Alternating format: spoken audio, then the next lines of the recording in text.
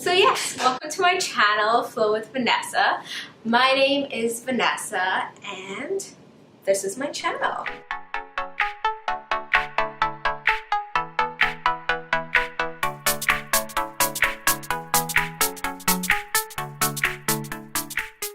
So today I'm going to do some talking again, no flowing, but I do have lots of yoga, not lots, I have a couple of YouTube yoga classes, but I will be making more. I post a new yoga class every Sunday, so please go check them out and let me know what you think. If you've never done yoga, give it a try. It's always nice to try something new, so go try it out. Anyway, let's get started. So today I want to talk about university and anxiety, because my experience with university and anxiety go hand in hand. Anxiety wasn't something I really struggled with. It was a word I knew, but I didn't know what it meant. I didn't know the extent of it until really I started struggling with it myself, which I think is what a lot of people go through. You know, we all have this idea of what anxiety is, and I'm not gonna lie, I'm not sure I believed people actually struggled with it before. I'm also going to talk about dropping out of university because I've done that. I've done that twice, in fact, and my anxiety, my story with anxiety and my story with dropping out of university are one and the same. Start off with a little background. Did I say that funny? It sounded kind of funny. My whole life, since I was 5 years old, the only thing I ever wanted to be was a fashion designer. That was it. That was my one and only goal in life. So I was not that kid that was like, ooh, maybe I want to be a doctor, maybe I want to be an actress, maybe I want to be this, maybe I want to be that. I wanted to be a fashion designer. That was it. I wanted it with all my heart and soul and everything in me. That was what I wanted to do with my life. So I graduated high school in the fall of 2000. Not in the fall, I graduated in the spring of 2015. And I had applied to a bunch of fashion schools. I got into FIT, which is the Fashion Institute of Technology in New York City. Super thrilled. I was going to be living in New York, which was another dream of mine, wanting to study fashion and live in New York. I really remember being anxious. I was just excited to get this chapter in my life started. It was everything I had ever dreamed of, and it was within my hands. I was living, if you've ever been to FIT, the university's on 7th Avenue. It's a beautiful, you're right in the middle of the city. I was living literally a couple blocks away from the Empire State.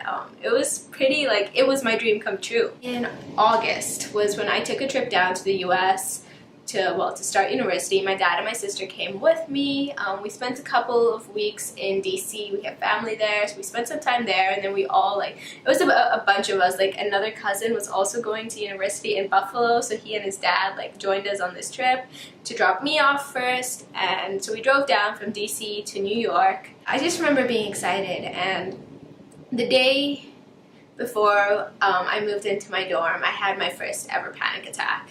I did not know it was a panic attack at the time, I will tell you that. I think I only realized it was a panic attack maybe a year later. This switch went off in me. I had never had a panic attack before this. And I suddenly had this intense fear of everything.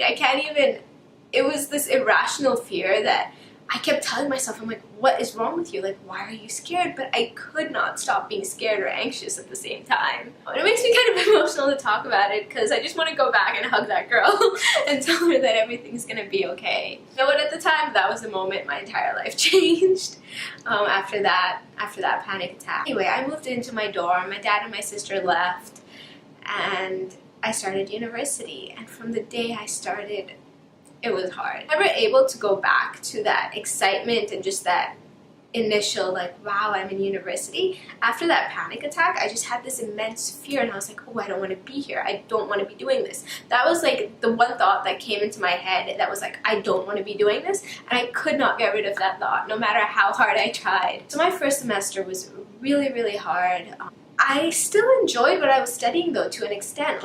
I was wow, there would be these moments of oh wow, I can't believe I'm actually here and doing this, and those were the best moments. Those were the moments that kept me there for as long as they did. Slowly, I think over time, so I just started with this general anxiety, and from there it kind of went on to social anxiety, and I hated being outside. I hated being around people. It's kind of crazy, but I like hated like just being in social situations. I used to wake up at like 3:30, 4 in the morning to go do my laundry like downstairs. The building I lived in had a laundromat downstairs. I used to get up like at these odd hours to do my laundry because I didn't want to be around people. I didn't want to like be in the laundry room when there were people there. I was sleeping terribly. I was eating terribly. I lost a lot of weight during this time. I was seeing a counselor in like November of that semester. Maybe it must have been October, November of that semester. And I saw a psychiatrist as well, and I went on medication, which is a whole story of itself because that was a whole experience. I just want to say that because that played a lot into my mental state at the time and the months after that semester. So I finished the fall semester. In December we had like a month off for Christmas. I went home.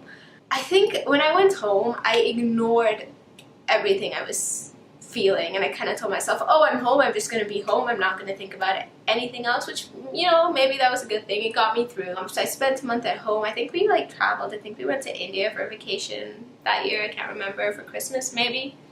Yeah, so then I came back home and I was flying off to New York, and the night I was flying, it was just me and my dad and my sister. My mom wasn't in the country for some reason. I can't remember where she was. And it was just me, my dad, and my sister. And the day I was supposed to fly, there was the huge snowstorm in New York, so my flight got canceled. And I was like, oh, this is like heaven, this is everything. I get to spend more time here. And I actually ended up spending a week. It took a week. I think like flights were canceled for like 3 or 4 days, and after that to like get on a flight, there was like a backlog, obviously. So I missed a whole week of my winter semester, and I went back and the anxiety hit me full force. It was like the second I was in that room of mine, in my dorm again, I couldn't separate what I was feeling to being there, to being in this situation. The second semester was harder.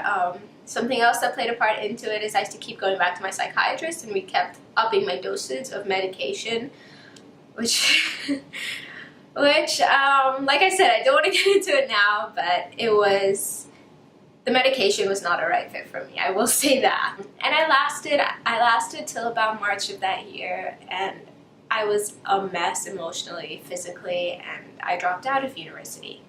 I dropped out at the end of March. I remember it was spring break, so during spring break I drove back to DC. I spent a week there before flying back home. And it was really hard because I was embarrassed. That was, I think, the feeling I felt more than anything else, was just pure embarrassment, because I was like, how could I not do this? How could I not stay in university? Like, talking to so many people being like, oh, everyone goes through this. Everyone feels anxious when they move away from home. And I was like, how are other people able to do it? How are other people able to stay in university? My friends, I knew my friends struggle. I think we all struggle with going off, especially when you're moving away from home to a new country. It's hard. It's the biggest thing that bothered me, and I felt like a failure, and I called myself a failure. I was very hard on myself. I used very harsh language internally. I think I probably did it externally as well, but it was mostly internal. I dropped out, I came back home, and I started seeing a counselor. I started doing things. This was also when I started yoga. If you want to hear more about that story, go check out my other video. I will link that somewhere too. And what I will say is that I wasn't honest with myself or with people around me at this time. I think I was still very superficial with my struggle. I was still trying to act like it was no big deal and I think I was mostly doing this to save face. I just didn't want to deal with what was actually happening. I was still very intent on studying fashion. I didn't know who I was without that dream of being a fashion designer, right? I think I'd already lost a lot. I felt like I was losing time, like I was falling behind, like all my friends were like going to be a year ahead of me now. People were like moving on with their lives, and I was like, wow, okay, I'm stuck. I was like, wow, I need to keep going. I can't stop. And the only way I could keep going was by being like, okay, I'm just going to study fashion because that's what I've wanted to do all my life. If I gave up fashion now, it felt like another failure. On top of dropping out of university, now I also didn't want to be a fashion designer. Like, who was I? My parents actually, bless them, they kept trying to tell me, they were like, look at other things. Maybe you want to study something else. Maybe you want to go somewhere else. They were very, very supportive. But I was like, nope, fashion is still it. So I reapplied to go back to FIT for the next, so I dropped out in March, April, like I said, and then I spent like that whole summer and the fall semester at home, and I reapplied to go back in the winter the next year. And I went back in Jan, and the second my mom came to drop me off this time, and then the second I was alone, I was right back to where I was a year ago. And that was really hard for me because I thought I had grown, I thought I'd become stronger, I had all these techniques, I kind of had the starting of a yoga practice. But as soon as I was in that situation, I was in those classes, I was there, I was like, why does this feel so wrong? Why can't I stop my body from feeling anxious? Why can't I just get it to stop? That was all I wanted, was for it to just stop. It was for my heart to stop beating so fast, for me to stop feeling like I was gonna pass out. And gonna take a second. So yeah, so when I went back in Jan, I lasted 2 months this time. I dropped out again in the end of Feb, March. This time when I was dropping out, I knew I was walking away from fashion. It no longer fit into my life the same way it once had. And that was really, really hard for me, and I think it's hard for a lot of people when I think we have this dream, we have this idea of what our life is going to be like and what it should be like. I think what we want for ourselves and the idea that we have of what our life should be like is not always the right fit for us in that moment in time. And I think that is what happened with me. I think my body realized that this was not what I was supposed to be doing way before I was able to mentally accept it. It's hard to give up on something you've wanted for so long, but I think what I needed to do, and what a lot of people need to do, is realize it's not giving up, but it's accepting that I am meant to do something else with my life. Like, this is not the path for me right now, but that does not make you a failure. It doesn't make me a failure. It doesn't make anyone a failure. It just means we're meant to do other things. My struggle with anxiety, it changed who I was internally. It changed the path of my life. It took me a long time to accept that and make my peace with that. It was only like this past year that I've really been able to accept that and move forward. It takes time, and I think that's what we have to give ourselves, is time. So yeah, so that is my story of dropping out of university twice. It's kind of crazy to think about sometimes, and it is still hard. You know, sometimes it'll hit me and I'll be like, oh my god, I've dropped out of university twice, what the hell, I'm such a failure, and all these things. But it's catching myself when I go down that train of thought and stopping myself and be like, no, you are not a failure. You went through something. The thing is, I'm happy with who I am today, I'm happy with where I am today, and that is really all that matters. I truly believe that I had to go through those things to get to where I am today, and they've made me who I am today. Something else that was really hard during this time was I was so worried about what other people would think.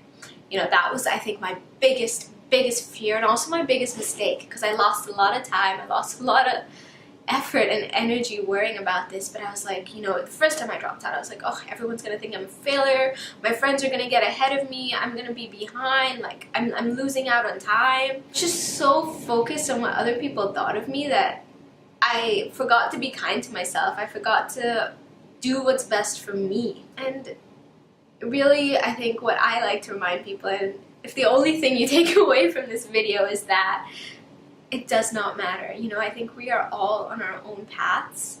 We all have certain things we have to go through to get to where we need to go, and there is no timeline for that. You know, you don't have to be 18 when you start university, you don't have to be 20, 21, 22 when you graduate. Life is going to take you down different paths, I think, and that is okay. I think that's what makes us individuals, that's what makes life interesting, and that's how we find ourselves. I'm never going to say, oh, don't go to university or go to university. I'm currently back in university and I'm happy. I want to finish this degree because it's something that's important for me to see through. I need to be able to, and I want to be. Actually, you know what? I don't need to, but I want to be able to tell myself that I can get through this. I don't think university is for everyone. I don't think it's what you need to do to be happy or successful in life. I think life is all about working hard and experiences. That's what university is for me, and what it's always been is it's been an experience.